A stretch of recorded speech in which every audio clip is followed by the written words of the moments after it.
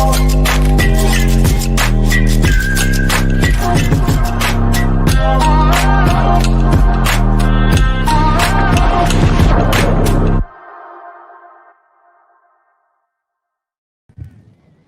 early morning here in Antigua, and we have another arrival for you.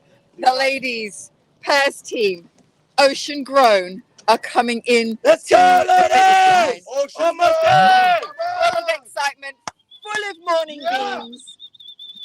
As we came out this morning, it was pitch black, and now the sun is coming up. You can see the moon there in the background. These ladies pushing it into the finish line. You can see in the fort in the background, just above the bow of the boat, family and friends are gathered, screaming them in. It's quite the tough slog into the harbour. Bit of a headwind coming in. Amazing. Thank you so much for joining us, everybody. You are watching Ocean Grown row into English Harbour. Team OG! Yeah. You are watching the World's Toughest Row Atlantic 2023 for the arrivals. This is the arrival of our 19th team. Yeah. Coming to you live from English Harbour in Antigua, where a fleet of rowers from 15 countries in teams of 5s, 4, 3 pairs, as you can see here, and solos are crossing the vast expanse of the Atlantic Ocean by rowboat, powered only by the people on board. It's the ultimate endurance challenge. I'm Charlotte, your live reporter. Send in your messages of support. Keep them coming in for the ladies. Let us know where you're watching from. We are live on YouTube with updates going out on all of our social media. Search World's Toughest Row. Team Ocean Grown, women's pair, moments away from the finish line. They have been rowing for 45 days. Coming in for the world record. You'll see that all that's closest to us. Let's go, ladies! And they have repaired it so that they can row into it. Look at this. That's it! You done it! Well done, Stefan! Incredible! What a beautiful arrival. Great job, ladies! Team OG! Get up. Woo! Well done, ladies! Great job! Rowing for 45 days, they left La Gomera in the Canaries, just north west coast of Africa, coming all the way across the Atlantic with all sorts of weather conditions hitting them from the moment they left La Gomera. It has been one treacherous ride the whole way. But look, they look fabulous. Come on! They look fabulous. Open it up. Open it up. There we go. We'll find out exactly what their world record is when we get in. The previous fastest female pair was 45 days, 7 hours and 25 minutes. That is the time to beat. We'll find out when they get onto land exactly what their Whenever time you're ready, is. ladies, this is your moment. The only women's pairs team in the race. Whoa! Let's go! Let's go, ladies! Come on! Great job, girls! You did it! Yes, go! Let's go! Woo! Fantastic stuff, girls! Well done! Yes, sir! You did it, girls! Well done! Fantastic finish! 3,000 miles, girls! You did it! What a finish, girls! Lovely stuff! Come on, let's go!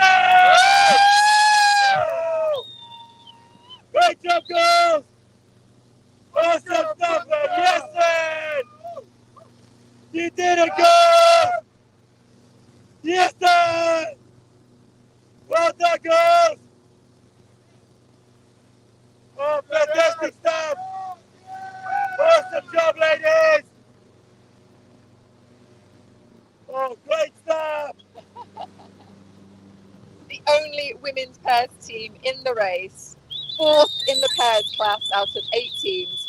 5th in the women's class out of 13 teams. This is Ocean Grown. Team OG. Yes. And they are ocean grown, as you can hear our skipper say. These ladies are quite used to the ocean as sailors, and they're flying the flag for the US Virgin Islands, where they call home. Originally Canadian, but now a citizen of the world, Lisa Rowland. She lives a life at sea, working as a boat captain. The VI to the world. Lisa there, as you can see now on the oars. Showing us her shoes. She celebrated her birthday in La Gomera during the pre-race prep period, 5 days before race start. And then from the US, we have Lauren Champion, aka Nini. She's skipper of this boat and a rigging technician. She grew up in a sailing town and has enjoyed exploring the world by sea. She has a background in environmental science and is expanding her studies to the ocean. Ages range from 30 to 32. You can see their names on their back there. No strangers to transocean crossings. Lisa and Nini have tons of experience in the sailing industry. They have over 60,000 nautical miles at sea between them. And they met in the sailing world right here in Antigua. So they know these waters well.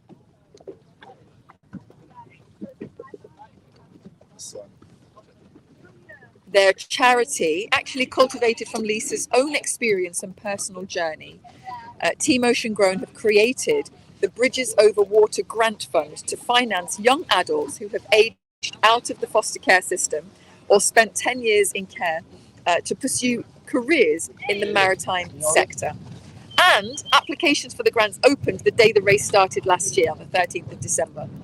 And it remains open for 3 months. So if you meet those requirements and you're inspired by what these ladies have just achieved and their world record, then there's still time. You can go onto the Ocean Grown socials to find out more about that. Their crossing, well, while they were loving it on board from the start and morale was good, the crossing wasn't without its challenges.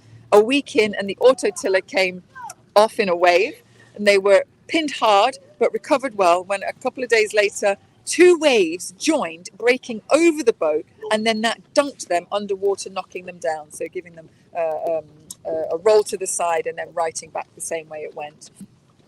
They decided to strip down the 2 auto tillers to make a new one, a new working one, but needed to wait for easier conditions in which to make that fix happen. Then after the powerful low pressure system just after Christmas, the team decided to row 2 up into the new year to push ahead and cover more ground and get a little more south into better conditions. Early January, they broke an oar. Then more recently, system passing through as they got nearer to Antigua caused chaotic conditions and yet another knockdown and a capsize. And Lisa gave us the video diary of that experience. She was on deck when that happened, but they were very quick to get back up and running. I think she said about 20 minutes because they had places to go. They got places to be right here in Antigua, getting a world record. And you might be able to see here, I was saying it just before they crossed the finish line, this oar in Lisa's left hand, you might be able to see just after where it meets the boat, it was fractured. They broke all of their spare oars on their crossing. This one was recently fractured and they fixed it with what? Duct tape, coffee mug, and 2 hose clamps. That's what I'm talking about.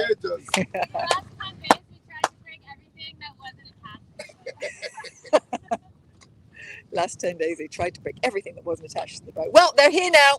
They've seen lots of wildlife. We're going to find out a little bit more about their journey when they get in. They're going to row themselves into Nelson's Dockyard, and we'll get to speak with them once they get onto the podium and see them step onto land for the first time in 45 days. See you in a bit, ladies. Everybody stay tuned. We'll be back shortly.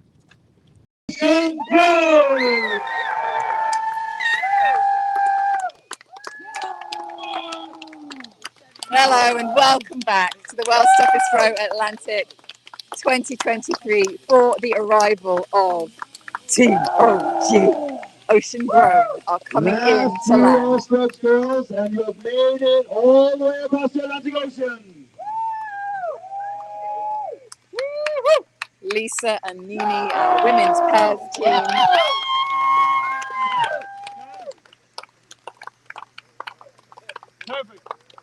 Flying the flag for the US Virgin Islands. Lisa is Canadian. Flying the flag, as Charlotte is saying on YouTube Live now, of the U.S. Virgin Islands, representing Canada and the United States of America. Ladies and gentlemen, give it up for Team Ocean Grown!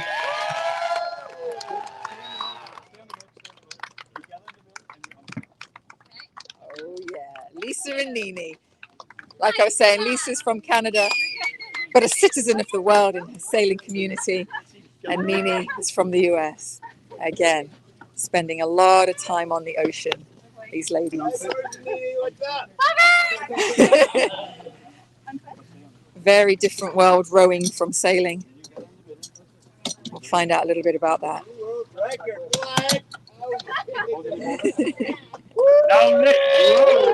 Now, ladies and gentlemen, the banner says we got a new world record! Come on, boys, look at that, come on! What a journey! A new world record for the fastest pairs women class. Don't want to let it go. Oh, they never. I think she's Canadian.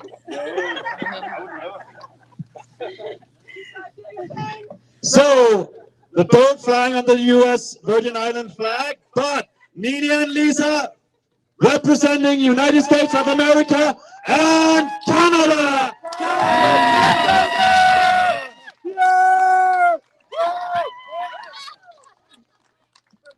Just wait until you get on land, Nini. Then it will be more wobbly. So, ladies and gentlemen, what a start on a Saturday early morning. You came in with the sun, and now it's time to step on land. So, ladies and gentlemen, would we like to see Nini and Lisa step on land? Welcome to Antigua. Who's first? You can go together. Maybe you want to stay. Welcome to Antigua, Nini. Family here, your father, Lisa. Hi. Welcome to Antigua.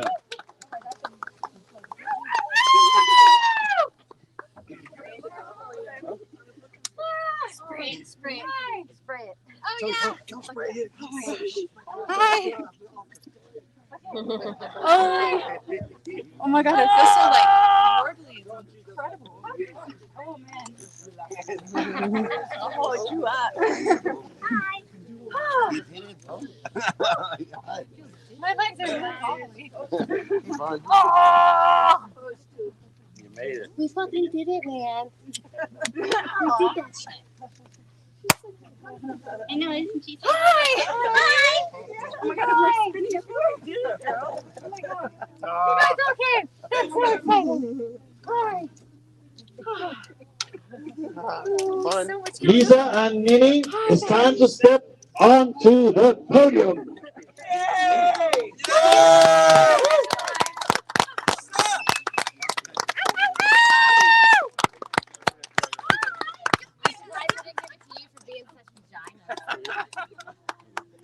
With fellow fleet mates, Atlantic Rowing.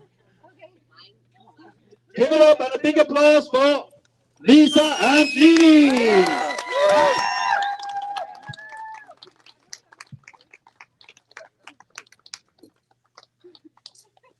There she is.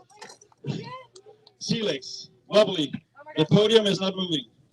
So, ladies and gentlemen, first of all, thank you for coming down to the dockyard on this early Saturday morning here in beautiful English Harbor, Antigua. What we just witnessed here today, on this morning, was the arrival of ocean-grown Lisa and Nini. And as the banner said, we have a new world record! You had to be in here before 14:31 today, and indeed you are. It's early morning. So you have beaten the last record set 2 years ago by Wild Waves, and you have beaten it with 5 hours and 58 minutes. The new world record for the fastest swimming teams in the world, Scottish Road, and in the world overall, is a time of 45 days, 1 hour, and 27 minutes. A big applause for the girls. We have a certificate of achievement handed over by Kalinia, fellow Shiro, and obviously, and of course, a certificate of a new world record and the famous I Rode the Atlantic t-shirts as well. The girls will also be awarded at our prize giving in London at the Mayfair Hotel later after the race. But give it up for Lisa and Nini!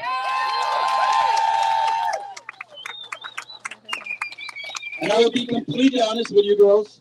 When that world record was set 2 years ago about wild waves, I thought that would take some time before that would be beaten. But here you are in a little bit crazy year in terms of the weather. It's been very mixed and confusing. You are yachty girls, and you have done more than 60,000 nautical miles combined on the oceans. Now you have added 2,680 something nautical miles to those stats. So tell us a little bit about the entire experience. The first week is always kind of rough and tough, and especially this year with the weather. Who's starting? Nini. Hi there.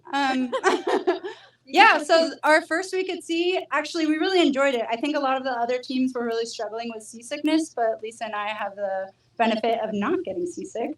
And yeah, so we were surfing. We had really strong winds, and we were sending it east, west. I was like, either way, you're here now. We got here. But yeah, it was a blast. And then following that, we actually had some super low wind, and that was pretty brutal as a follow-up to the to the surfing conditions. But yeah, it was great. Lisa, anything to add? I was saying to Nini like yesterday morning, I feel like we kind of got like the bingo card of ocean rowing, and bingo. Bingo and world record. Best moments out there. Ooh, let's see. Okay, so as I was just speaking about surfing, one of my favorite moments to think back on was Lisa was on the oars, I was making water, and we had this huge wave like that we were looking up at it, and it was incredible because the conditions those days, I mean, the waves just looked like mountains, and so the boat kind of starts to tilt up, and Lisa and I kind of both prepare ourselves because we've already surfed a few waves, but this one we just went flying down the backside of it, and we hit 14.7 knots, and we're like, and it was funny too because neither of us were like, no, we were like, yeah! So but that was yeah. Oh, I was going to say, it was really funny because, like, I was rowing, and so I kind of got pinned to the side of the boat by the force of it, and Nini and I were both just looking at each other going, "Wah!" Yeah, that was so funny. You had some knockdowns, equipment failure, autotillers breaking, but you put them together and some oars breakage. Tell us a little bit about those challenges. We tried to break everything that wasn't attached to the boat, actively. And I can see, Nini, you have shoes on. Lisa, you don't. Yeah. Well, if you look at where my rowing position is, I have one shoe and then I have neoprene socks that I stuffed with neoprene and cable tied together for my other shoe, and that's how I rode the last 300 miles. Improvise, adapt, overcome. So yeah, we were able to fix 2 autopilots together to make one because we were down to one and we were hand steering to give that one a break. And then we had 2 oars break, one with a fracture, and then we kind of MacGyvered a little bit of a fix there, which I think you guys caught on the live stream. So yeah. Ian's looking. You'd be proud. I know it takes a lot for you girls to think something is really tough and challenging because you have so many miles under your belt, but the world's toughest road, that's the name of the race. Does it live up to it, Lisa? Yeah, I think so. We definitely had a conversation this morning, being like, I feel like it very much, our expectations were pretty accurate for it. There was moments of glory and joy, and there was moments of like, You know how everyone jokes that we're ocean grown? Because, it's tough. it's a groaner. Grown, like a grown. Like a grown. Okay, we get it, Nini. It's early morning in Antigua. Ladies and gentlemen, you witness it all here on this beautiful morning at Nielsen Stockyard in English Harbor. A new world record for ocean grown, Lisa and Nini, set with 45 days, 1 hour and 27 minutes. Let's give the girls a big hip hip hooray and get the day started. Ocean grown, hip hip, hip hip, hip hip. And now we're doing a YouTube live interview with Charlotte. After that, you go to your table with a fresh meal and some drinks, and then we get the Saturday started. And obviously back with family. Well done, congratulations, you will record company representing Canada and the United States. Awesome. Come on down here, ladies. Squeeze in. Let's have a quick chat. Just a quick chat. Nice and tight. I'm Oh my gonna. gosh, I have to turn off that AMS alarm. It's just going. Yeah. Is it going off Go. now? Yeah. You can hear it in your sleep. Yeah, I'll do it after this little. So, sailors, ocean rowers, record breakers. How does it compare being in a tiny, tiny boat to being in a large boat? I would say like I from the minute we set off, I found it like to be such an intimate way to cross the ocean, you know, like when you're on the deck of a big boat, you look at a wave and you don't understand the magnitude of it. You don't understand like the power of it. But when you are at sea level looking up at it like this, you just have such a different respect for it and like understanding that like your quick actions can have massive repercussions. What was your biggest challenge? I think actually, so I mentioned that at the first week we were kind of acclimating, but then the kind of next 2 to 3 weeks we were at sea, there was really light wind. And so when we were in those conditions, there was learning the diligence of getting up for your watch. So very vividly, I remember like you have your alarm go off and your mind wakes up, and then you feel your body like kind of come into itself and you're just aching everywhere. And then all of a sudden though, there's something like deep within yourself that's like, you know, I got to get up for watch and I'm going to keep going. And so there's this driving force that's kind of like just deeper in and of itself. So I don't really know if that's like the hardest moment, but it's definitely a moment where you overcome something. So, yeah. Mm-hmm. And then you do it like 280 times. Yeah, and then it gets easier. And what Does it? Sometimes. Feels easier now that you're on land, I suppose. Looking Yeah. at that, right? That was a breeze. I had no idea that stepping on a land would be like so intense. That I almost got crazy. sick there. Like I felt nauseous. And My legs were like, whoa! my brain just felt like it was spinning. But anyways, You've got lots of friends, family, supporters, followers watching. Anything that you would like to say to them? Mostly like we thank you so much. Like it takes like more than a village. Like it takes like an entire city to row an ocean because of all of the people who donated, who supported, who sponsored, who have helped out with shore support and towing and everything. It's been like such an insane collection of incredible people, and we really can't thank you guys enough. And anything that you would like to say about the Bridges Over Water Fund? Yeah, it's I very much like through the course of the whole crossing, like part of the reason that I was first attracted to something like this was because it very much reminded me of like the trajectory of life as a youth in care, you know, like it's miserable sometimes, you can't see the other side, but you just have to keep going and going. And so I had that same feeling throughout. And so I'm really, really honored and blessed. We've reached our fundraising goal to be able to create new lives for potentially up to 10 people and be able to stop cycles of poverty and make new lives. change. Yeah. Fabulous. Thank you so much, ladies. Thank Enjoy you. your time in Thank you. Antigua again. It's going to be such a different experience this We're time. so happy to be here. Right? And yes, thank you very much. Thank you. Thank you. Ladies and gentlemen, let's give Nini and Lisa a big applause again as they head towards the table for the first fresh meal on land.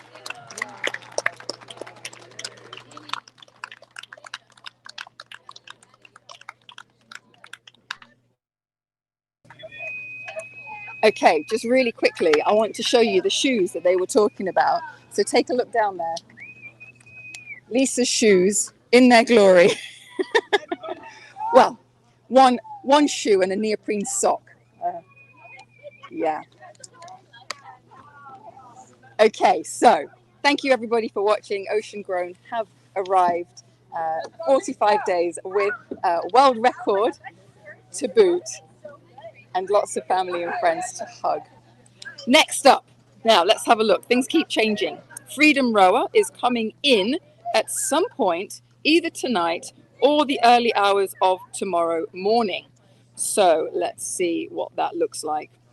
Our solo male Freedom Rower, Piet Botma, is coming in. Ooh, says about 4:15 in the morning local time. So make sure that you keep tuned with our social media. We'll keep you updated with the time as it changes. If you haven't done so already, download the YB Races app, and then you can follow the rest of the teams that we have out there. We have what now? 18? This was the 19th. We've got about 18 left to go. So stay tuned, and we look forward to seeing you tomorrow. Have a lovely, lovely Saturday.